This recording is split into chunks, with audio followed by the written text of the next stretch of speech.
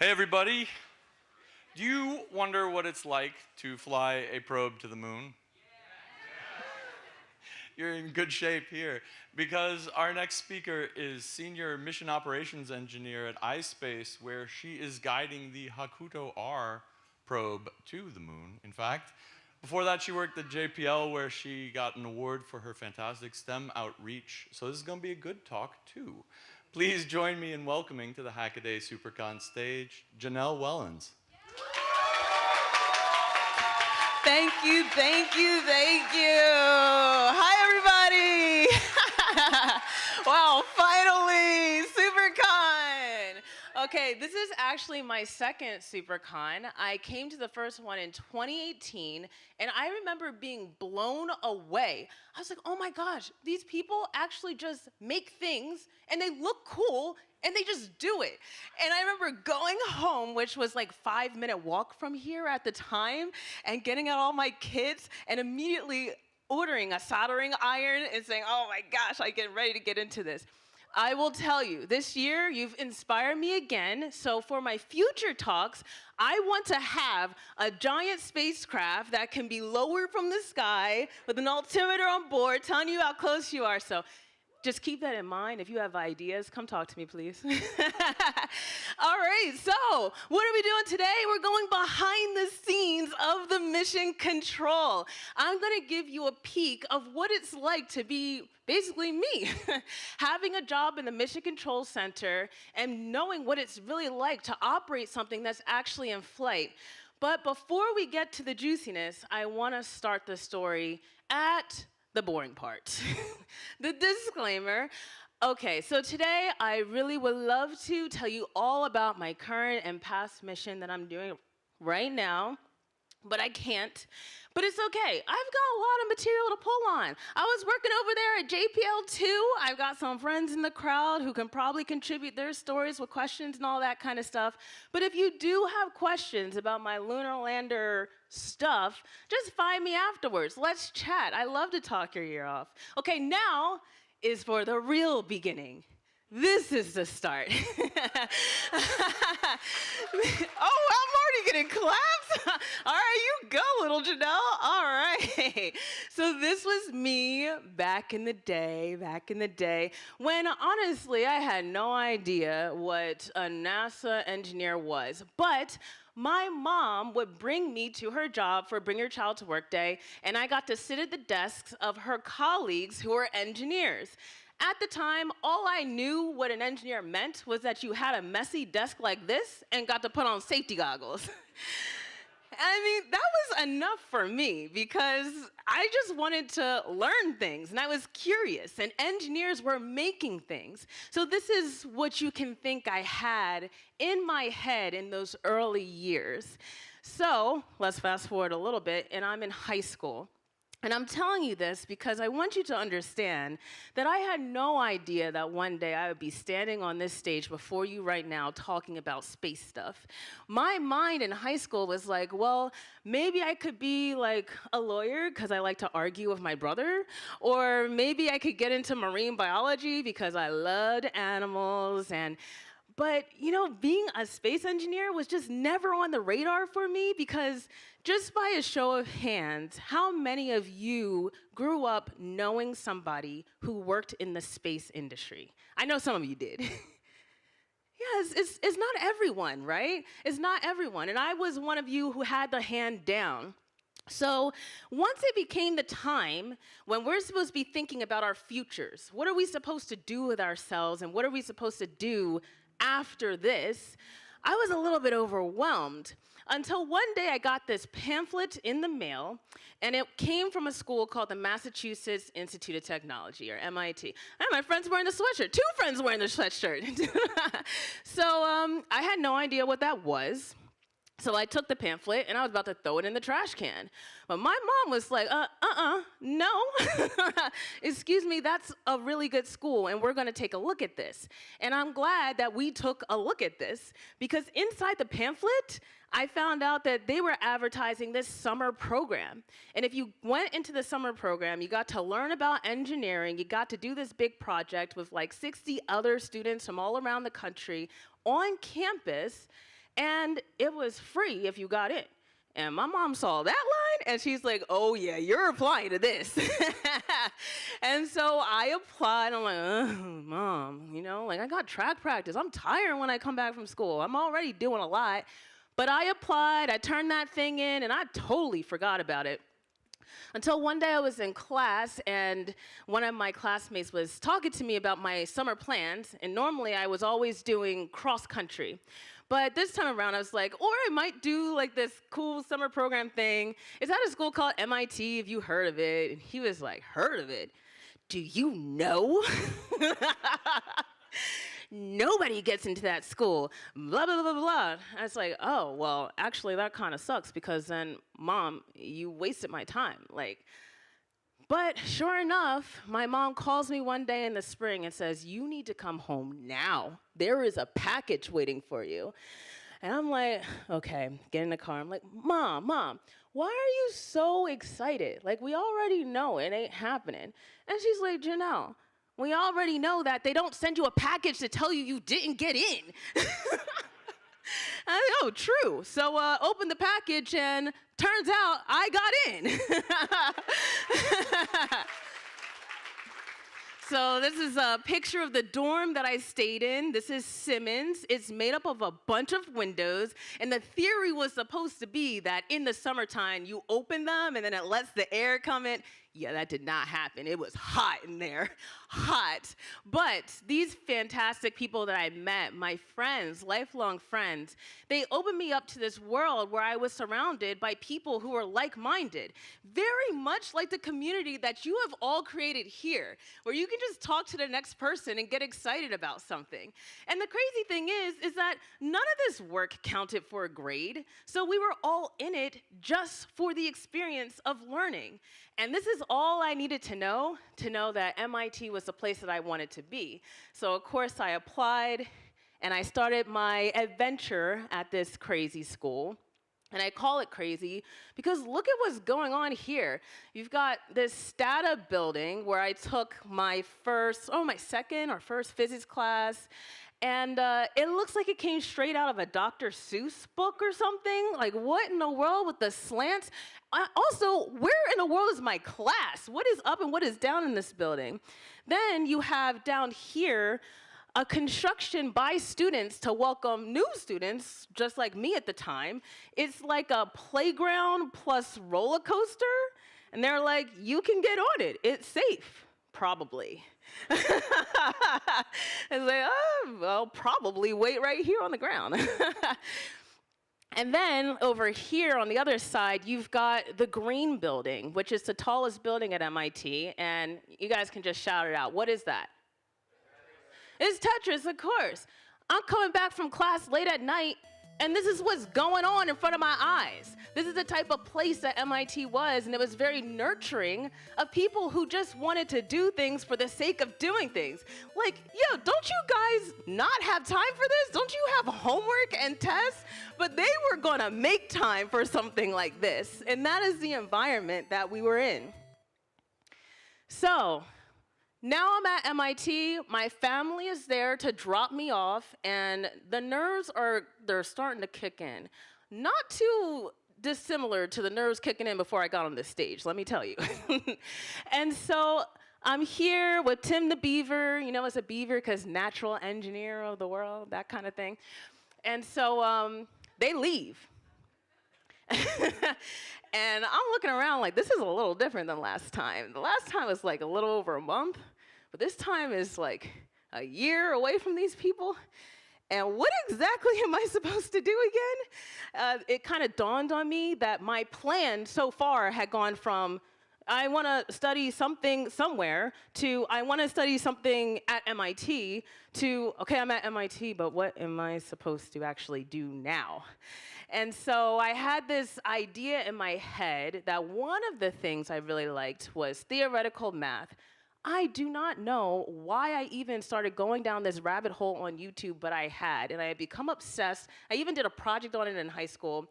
And so I started talking to the upperclassmen saying, my grand plan, I'm gonna become a theoretical mathematician. And they were like, That's cute. But you know what else? It's like, let's see what else is out there because it seems like a very academia-oriented field. Let's see if you like the engineering too, because MIT is known for its engineering. Like, that's not a bad idea.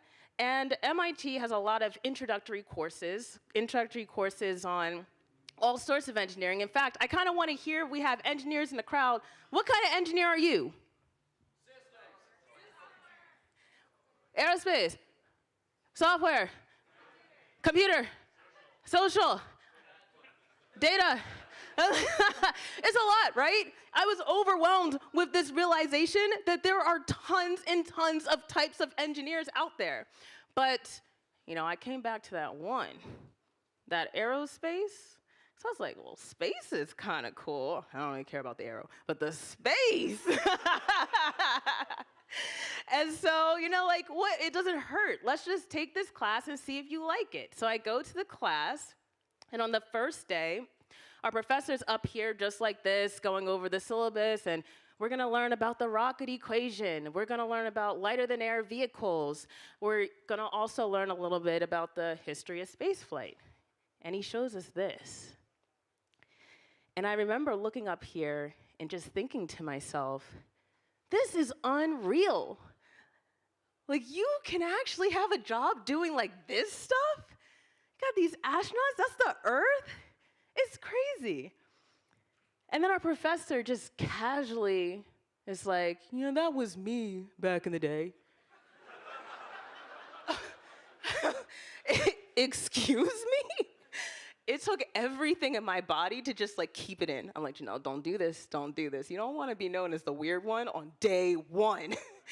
So I contained my excitement, but inside, that moment was my aha. It changed everything for me. I could not believe that this had now become real. And it's all about like this being exposed, the exposure to fields.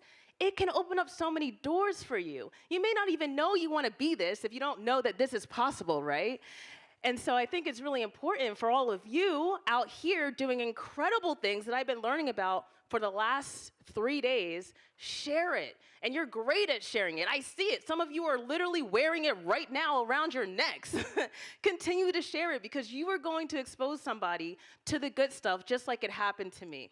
So, okay, a bit about my background while I was in school. I figured, you know, it's like, you know, let me throw in a little sprinkle here because this is a crowd that might appreciate this.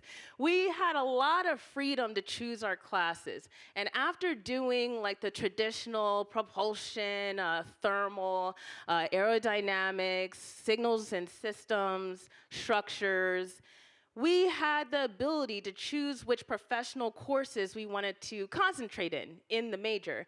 And I don't know why, but I started kind of getting interested in the electronics because honestly, I just thought it was cool. And I wanted to do something with my hands because I'm at MIT and why not?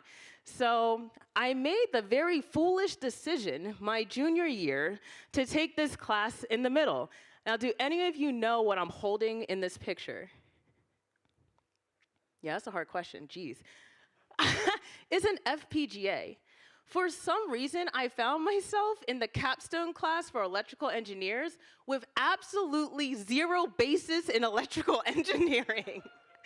And I was not the only one. I think, you know, the majority were the electrical engineers. Then you had like a couple of computer science majors who immediately dropped out after 2 weeks. And then there was like me and 3 other aerospace engineers who were just like, I don't know, we'll figure it out, I guess.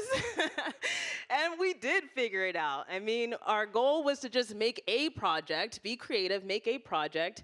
We decided on a digital theremin, and to my surprise, while preparing these slides, I actually found the video of our presentation, but it's so grainy and like low quality, I didn't put it on here. But we had a whole demonstration with like a Microsoft Connect, and you wear gloves, and I did like the color wheel thing, and it was a whole thing. I don't know how we survived, but we did survive that class. And so This was my experience. It was that as an aerospace engineer, it doesn't mean you have to be one exact thing. My mind was open to learning about all the facets of what it took to be an engineer in this field. And my professors kept on driving home that you can apply this. There are places out there where you can apply this learning. And one of those places was the NASA Jet Propulsion Laboratory. Now, you might be surprised I'm about to ask this question, but how many of you know where this place is? Yeah, but not everyone raised their hand. So let me tell you, the NASA Jet Propulsion Laboratory, or JPL for short, is literally down the street. It's like, what, a 10-minute drive from here? And this place is about the size of Disneyland, I think, and is in the foothills where it was started literally by students at Caltech who decided one day that they wanted to see if they could put something in space, which was literal sci-fi at the time. And so, they're doing their experiments and they're starting to blow things up and they're saying, okay, you can keep doing this, but you're not gonna keep doing this on campus. So you need to go in the hills somewhere. These are those hills, and where JPL remains today. And this became my dream, because I'm going to these classes and we're talking about, I don't know, deep space communications, and imagine that you're sending a rover to Mars like JPL. And this JPL just kept coming up, and I got it into my head that this is exactly what I wanted to do. And so what happened from here is I applied and was rejected. Thank you. Yay, for rejection. I learned a lot through that rejection. I learned that I needed to do more. I needed to convince JPL that I was worth hiring. So I applied again after getting more involved, and I was rejected again. But my senior year, I feel like I had succeeded in at least convincing myself that it was a chance. And so I didn't give up. In fact, I think I was more confident than ever. And I got the interview for the first time, and not just with one manager, but with 3, which was crazy. By the way, one of those managers wanted me to work on FPGAs. I was like, oh no, what have I done? So I eventually do the interview, I land the job, and there we go. Here's me at JPL, yay! Oh my gosh, so cool. We got the rovers and stuff, Curiosity, we have Sojourner, Opportunity, Spirit. I mean, it's amazing. You're finally at this place that you've heard so much about.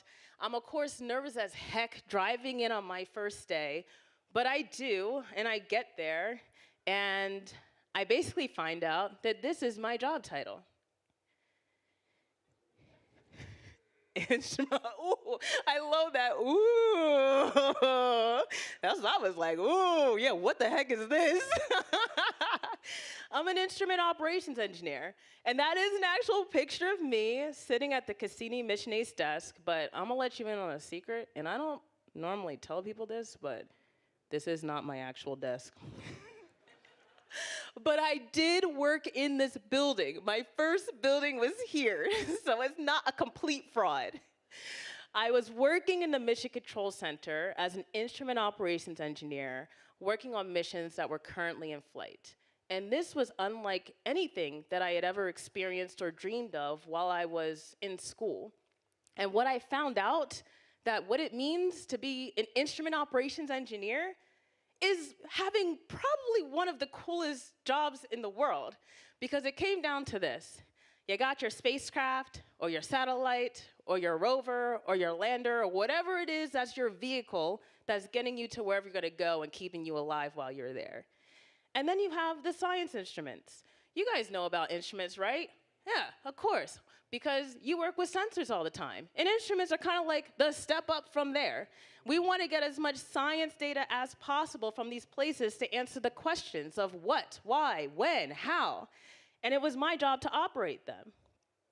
And so I operated them in this building because it was considered, or is considered, the center of the universe. And I'm actually standing here with Jim McClure, who runs this building, on top of a plaque. You can barely see it, like this area right there. And it actually says this, that you are in the center of the universe. That's a bold claim to make, right? And it says this because you have data coming from missions in deep space from millions of kilometers away, entering this room, going into these computers, being fed to the engineers working on these missions. It's a really special thing to be a part of. And I was like, oh, and I'm a part of it. That's so cool. And so, while I was at JPL, I had the opportunity to work on quite a lot of missions.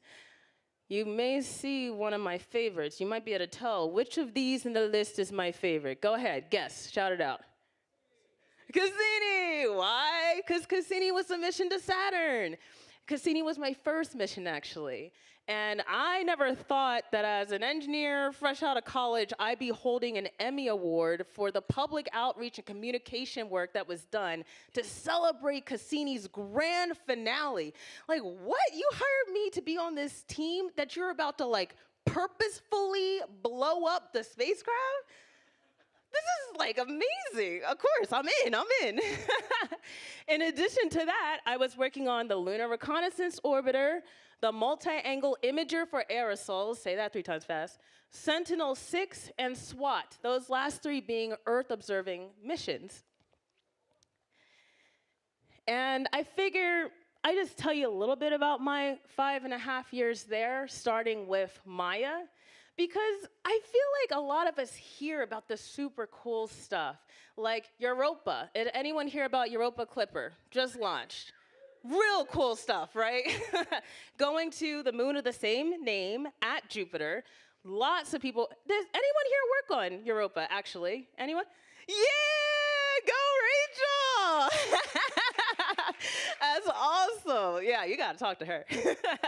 So there's a lot of really high profile stuff going on at JPL, but maybe you don't know about the Earth missions that many people dedicate their entire careers to there too. And it should matter to you.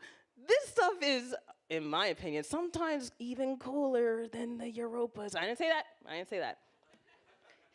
In this picture, I'm actually in the clean room. I've got my don't put your nasty, dirty stuff on the flight hardware get up on. And I'm working with the flight hardware to do a test on the instrument Maya. So what is Maya doing? Well, Maya is a spectropolarimetric push broom camera. Just think of it as a fancy space camera that can move on a gimbal on an axis as it flies in a polar orbit so that it orbits over different locations and targets, cities around the world at the same time of day, so that we can get information on the particulate matter or the pollution that is being produced in these cities at like a high time, think like 11 to 12 p.m. This is important to us. Are you kidding me? It's the first time NASA has ever partnered with epidemiologists and health centers to try and see if there is a correlation between the types of pollutants, not just that there is pollution, the types of particulate matter that is in the air that people are breathing every day, and the health problems that people are experiencing there. That's pretty dang cool, if you ask me. And this project is launching, I believe, next year. Really awesome stuff. Keep an eye on it. And then I'd be amiss if I didn't show you some behind the scenes of what the Cassini grand finale looks like. I kind of alluded to it earlier, but Cassini's over. That thing ended. It ended in 2017 on September 15th. And I was here on that night at Caltech, which is not far from here either, watching with hundreds of other people who had touched this mission throughout the decades of its existence. By the time I joined the mission, I believe Cassini had been in space for a good 18, 19 years. And it was nearing its end because it had run out of fuel, and there's these beautiful, beautiful moons, Enceladus and Titan, that you could visit, maybe in the future, which we already have plans to, so cool. And it had done its job. The scientists got so much incredible data from it. I was put on the team, and let me let you in on a secret. They didn't need me. They knew what they were doing. Cassini was a well-oiled machine. The reason why I was put on the team was to learn what excellent operations looked like. And that's exactly what I learned. And I have taken that with me ever since. On this day, when I thought I was going to be cheering like, yeah, it's over! But instead I was crying. I couldn't believe it. Like, I'm crying over a robot. But it was in that moment I realized these projects are not robot projects. These projects are the people who made them. So that leads us now to why I'm talking about JPL in the past tense. That's because I'm not there anymore. Why in the world would I leave a place that has given me all of this? That is the golden question. And what if I told you the answer was because of LinkedIn? Of all the platforms in the world. Okay, sorry. Don't do that, Janelle. LinkedIn, I love you because you're the reason why I'm here. But I'm going to be real too. I check LinkedIn maybe 4 times a year. And I'm really happy I checked it on this occasion because waiting in my message inbox was a note from unknown person saying that they had a position open to become a flight director for lunar lander missions located in the heart of Tokyo, and they wanted me to apply. I was like, you sure about that? I honestly thought it was a scam, but I decided to respond. I did the whole interview process, and it was very real because I got a very real offer to work for them. Now, this was in the middle of the pandemic, so I'm thinking a lot of things in my head. You know, is it smart to leave this place for a person who reached out to me on the internet and said, you can come work in Tokyo? Seemed a little crazy at the time, so I actually turned it down. I was like, this is awesome, but I also think that maybe I should have more than 2 weeks to think about a life-changing decision in the middle of the pandemic. And they were like, you know what, we understand that, let's keep in touch. And we did keep in touch. And for a year, I couldn't shake this feeling that there was something waiting for me over there in Japan. I mean, how often is it that you have someone from another country saying, we want you, and we want you to do something really, really cool? So I did come back a year later and decided Japan was going to be for me. That's me. Oh man, Japan is such a beautiful place. I'm so grateful for the experience of being there. And it's not just for the career opportunities, but for the chance to really grow as a person, to have life experiences, to be in another culture, to be very terrible at speaking another language. You don't want to hear it, trust me, you don't. But this experience has changed me for the better, to live somewhere that's not my home country and to be surrounded by team members from all over the world, something that doesn't happen when you're working aerospace in America, especially on operations, a very ITAR restricted thing. So this is truly the opportunity of a lifetime. And it's the opportunity of a lifetime because it also came with a brand new title, Senior Mission Operations Engineer.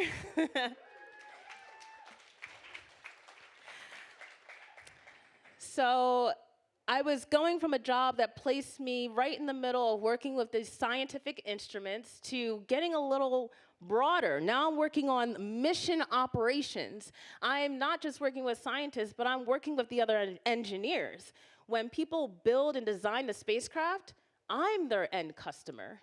You hand it over to me. And I have tons of people who would send me messages of congratulations once we first get to launch. And that's what I have to explain to them. My job actually starts now. It's just starting now. As a mission operations engineer, it's my role to plan. Assume everything will go wrong and plan for it now while you have the chance to think thoughtfully about it in advance. This is the core of what me and my team does. This means creating checklists. You do not go into an activity without knowing what are the steps you're going to take to do it. It means coming up with the command stacks. It means understanding what your telemetry is going to look like. It means practicing with the people on the system as you intend to use it. This is the core of operations, and it's now my job to put on this hat before we ever launch to prepare for it. As for the main components of that job, it's basically two things. You gotta tell the spacecraft what to do, and you gotta listen to what it did afterwards. That first component, I know that there are people in this room who love antennas. I met somebody who has like multiple antennas in his backyard and got a signal from Juno, right? Yeah? Are you here? Look at that. Yeah! Yeah, that's awesome. Work with these every single day, sending our little packets. Okay, are any of you guys like these savant with binary? Do you know the hidden message that I put over there? What is that? Think about it for a second. What did you say? Your mighty things. Yo, he's good.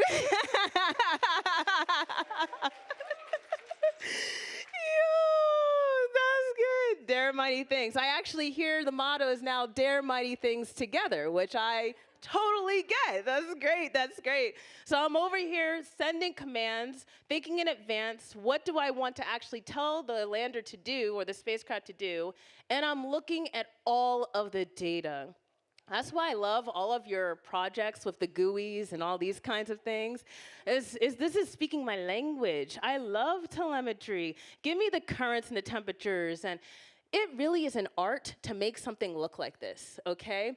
I have worked with engineers where, you have freedom. You guys are the subject matter experts, my thermal, my propulsion, my software, my avionics. But sometimes when I come over to see what in the world they're doing, I'm like, how can you tell anything that's going on this spacecraft? Oh man, I've seen people looking at single values, no plots, nothing over time. I'm like, no wonder I figured out what was going on before you.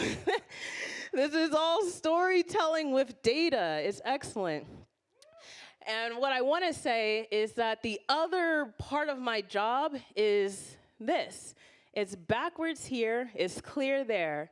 My title when I am on console during real-time operations is to be flight. In fact, it's kind of weird because sometimes when they're doing a rehearsal with the people practicing something and another flight director's on console and I hear that word, instinctively my head turns. I'm so attached to this role because it really is taking out of you not just your expertise in your subsystems, but it's also taking expertise in your leadership skills. This is not just a job of knowing how things work. It is a job of problem solving under stressful, time-constrained scenarios. I would say it's not for everyone. Honestly, sometimes maybe it's not for me because I get some serious stomach aches thinking sometimes, all right, I know there's a problem, but everybody just calm down. We got to think it through logically. This is not the time to act rashly, to send fire code. Instead, you have to think, first, is our spacecraft safe? If the answer is no, fix that first, please. Let's do a little triage. Is this something that I can worry about in 5 days, 5 hours, or 5 minutes? This is critical information. We triage the problems. And after that point, we move into the anomaly resolution. Tell me what you need to get more information to solve the problem. You need me to download data? Yeah? Do we need to do an attitude maneuver so you can get something more to understand the behavior of what's going on? And then we resolve it, however we may resolve it. So that's my job in a nutshell. So let's get to the part that I think is maybe most relevant to your crowd, what I call navigating the stars. Okay, so once you're out in deep space, how can you tell where the heck you are? Oh, I hear stars, yeah, that is absolutely a way to tell where you are. You don't have GPS out there. So you gotta do it differently. You have to do it differently. And this is when I realized that there is some crossover between you and I. Here is the inside of Mission Control Center. I wanted to start you off at a good place. First, you need to understand who the heck is in the room, because you're going to be in the room to help solve the problems and get it done to navigate the stars. The first position, we already know. There you go. Let me get over here a little closer. That's me. We got your flight director, the ultimate responsibility of the Mission Control Center. Next on the list is A-Flight, assistant flight. What do you think they do? Assist, exactly. Thank you. Next on the list, who do we got? I can't read that. Flight activities officer, thank you. This is a person who's keeping track of the timeline. They know your checklist, they know the activities you have to conduct, they know how much time you have to conduct them, and they are keeping you on track. Don't get too sidetracked. I can get sidetracked. It's really nice to have somebody who's keeping track. Next, we have network. So the people who love to play with antennas, there is a place for you in this world too. In fact, I rely on these people heavily. You are the ones who, honestly, you might have a pretty a stressful job too, because right after you launch, what's the first thing you want to do with your spacecraft? Initial acquisition. Make contact. Hear from it. I want to know, are you alive? So that antenna's got to find you where you think it probably is. And that doesn't necessarily take 5 minutes. That can take hours. It's a nail-biting experience. So thank you, network, for your service. Next on the list, we have control. This is, I'm going to just call this the specialized guy. If you have a lunar module, some separate type of thing, this is the person that you're talking to. Then you've got your Capcom. Maybe one of the cooler jobs, because Capcom is actually speaking to the astronauts on board. I don't work with people, let's get that straight. I only do robots. But Capcom does people, and the astronauts really like them. Okay, fun fact, when I was looking this up, surgeon, okay, he's a flight surgeon, right? They don't really like this person. Surgeon is the person who can come in and say, yeah, you might have the measles, you're not going. We're sending someone else in. I actually saw a funny story where the flight director was running a rehearsal, one of these practices, because it's not enough to test all the individual pieces. You have to test them all. That's what a rehearsal is. And they decided that, I don't really think surgeon does anything. I think he's just looking at himself in the mirror. So decided to simulate on his screen an astronaut having a heart attack. And so he's simulating that, and the flight goes, surgeon, just checking in, how are things? Surgeon goes, flight, looking good. That's just a story, wasn't me. Then we have booster. If you love your rockets and your booster systems, your first stage, your second stage, your third stage, this is the guy or guys for you. And then you've got Guido, pronounced Guido, by the way. This is your guidance, navigation, and control engineer. Where are you pointing and oriented? And last but not least, we have Fido or Fido. I don't know what the mnemonic is, but they're the person monitoring the flight trajectory. Okay, this was an example of the Apollo Mission Operations Control Room 2. It's not all of the positions, but I thought it was a pretty nice comparison to what I do. Mine is all the people stuff. Take away the peoples. Oh yeah, I didn't even introduce these guys. That's my dad and my pop-up. So, yeah, where are you? And how fast are you going? Okay, we're looking at a trajectory right here of the Cassini mission over 13 years at Saturn. And I cannot read, the words are too tiny, but each color represents a different phase of the mission. And you've got your flight dynamics guys and your mission analysis guys who are able to detect where the spacecraft is when you make contact with it, get acquisition of signal, using these antennas, using RF, and Doppler to be able to get an idea, Doppler and ranging, to be able to get an idea of where you are. It's pretty cool stuff. I am not the expert in it, but you want to know what question I'm always asking them? Where are we, and how fast are we going? And that's what they deliver. It's called a state vector. The other big question is, what is your attitude? You know, I didn't even write it as a joke, but then I looked at it and I was like, that's got some sass in it. What is your attitude? Well, what is it? Well, yeah. Your orientation, yes. It's your orientation with respect to a reference frame. It's your yaw, your pitch, your roll. Why is this important for a spacecraft? I'm going to tell you. Because this is your lifeline. I did not know how important GNC actually was until I was in it. You have to just be in it and then you get it immediately. Everything else depends on this. Do you want to stay alive? Yes. Yes, we want to stay alive. That means you need to keep a charge on your battery. Okay, you need to have power. Which way are your solar panels facing? Are they facing toward the sun or not? Because if they're not, you are currently discharging. Start the clock. You have 3 hours to fix this problem ASAP. And that's why I say, this is the heart. What is your attitude? Now, let's get on to the sensors that tell a story. Here's the hardware that I use. You guys are actually using the same stuff. I've been talking to a lot of people out here, and it's just a miniature version that's not radiation hardened, does not have to withstand solar flares and space weather. But here's the first guy, star trackers. We love them because they can determine your attitude by looking at the stars. They have on board a star field map and are able to take a look at a region, measure the brightness and relative positions of those stars, and align it with something on the map to say, here's your position. Doesn't take a lot of power, about as much as an LED, and highly, highly accurate. Really nice guys. It's like your digital camera for space, but a little more money. Yeah.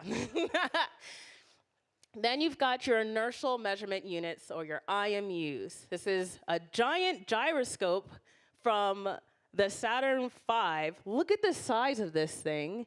The ones that I'm more used to using look like this. Oh, I gotta look this way. Here we go. Look like this. This is about the size of like a can of soup. Much smaller in terms of scale. And this is going to tell you your linear acceleration and your angular velocity. It has the gyroscope on board, so you can detect your rotational motion. And it's not as accurate as your star trackers because it has drift and error introduced. But if you combine this with some kind of filter, like an EKF, then you can get really nice measurements about your attitude, and your pointing accuracy can be really, really good. So we got the star trackers, we got the IMUs, and I'm just gonna throw in one more. There are a lot of sensors, by the way. I'm just talking about some of my favorites, but the sun sensor should be your favorite too, because this bad boy is going to keep you alive when you're in trouble. What does it do? I wrote it right there. It takes the output of its photocells proportional to the intensity of the light falling on it. What does that mean? It tells you when there's light on it, and are you looking at the sun or not? It's that simple. Why is this important? If you are running low on power, you are not in contact with the ground station at the time, there's no human in the loop to save you, and you need something to happen autonomously or it's game over, this guy is what you're gonna use. Find me the sun. You're gonna have a GNC guidance algorithm to use that's going to basically point you to the sun. It's called like the sun search sequence, and oh, the size of this guy is like this big. Really tiny, cute. So, all right, I don't know how much time I have. Okay, wrapping it up. All right, we're gonna go fast in this. What are the problems? This is really bright. What is it? The sun. Guess what? That other object, the Earth, can also be really bright. What's not gonna work so well here? A digital camera, because you blinded it out. It can't see the other stars. So what are the things you gotta worry about? Blindings by the sun, albedo. What is another scenario you gotta worry about? What is this? An eclipse, thank you. An eclipse, why is this a problem? I ain't getting the sun, but guess what? Some of your sensors are happy. The star tracker's like, ooh, this is cute. There ain't nothing blinding me now. Oh, really nice. What is not happy? The battery, and what else? What sensor? The sun sensor, because guess what? If you get in trouble now, who's gonna save you? The sun sensor's like, I can't find the light. So you gotta think about this before you get to the moon, or else you're gonna be in trouble, okay? Then we have this last scenario right here. We gonna do it quick. We're making our way downtown. We're doing a little orbit, a little dance. Look, we got the ground station. And what happens when we go on the other side? What happens? No radio, no communication, loss of signal. So you gotta think about that too. You can't ignore these events because they will happen to you. Okay, then I had a what else can go wrong. And instead of asking you, I'm just gonna tell you. Are you ready? Electrostatic discharge destroying a part during testing. Electrostatic discharge going undetected during testing and destroying a part 6 months later. A fingerprint in the middle of the camera lens. A stuck filter wheel on a camera. Old age, I'm looking at you, Voyager. Solar flares and space weather. Radiation causing bit errors. Component shifting during flight. Sensor stops working. Redundant sensor also stops working. Not surviving the intense vibrations of launch. A software bug that rejects correct sensor readings. A software bug that shows untrustworthy telemetry. A minor software bug. A major software bug. A critical mission ending software bug. An incorrect maneuver parameter entered. Wrong units. Forgetting to remove the little red remove before flight tag. Before launch. Forgetting to comment out that line in the procedure that says only run in simulator. Running a procedure meant for software simulator on a flight computer. Missing a shift because you slept through it. Does that give you an idea?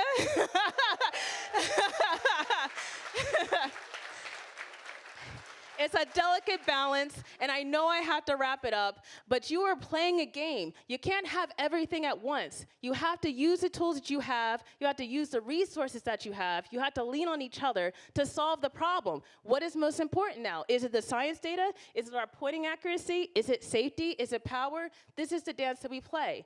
And this leads into incredible moments that are indescribable, where it's not just you and your team, but it feels like it's you and the world, because you're being live streamed to hundreds and thousands of people watching you at your most vulnerable moments, like landing on the moon maybe, and hoping that your plan goes right. And guess what? Sometimes it doesn't go right. But honestly, the lessons learned are so valuable, the experience is so valuable, and it leaves you with unforgettable moments like this, where you take incredible pictures, which was actually awarded by the Planetary Society as Best Space Picture of the Year, of what we call the Earthrise, and even more impressive, that black dot is the solar eclipse over Australia. So, to leave you all now, I just want to say a special thanks to Sabrina Thompson, who designed my flight suit that's already being used with analog astronauts, and leave you with the stars await. Arigato gozaimasu. And that's my info if you want it. Thank you.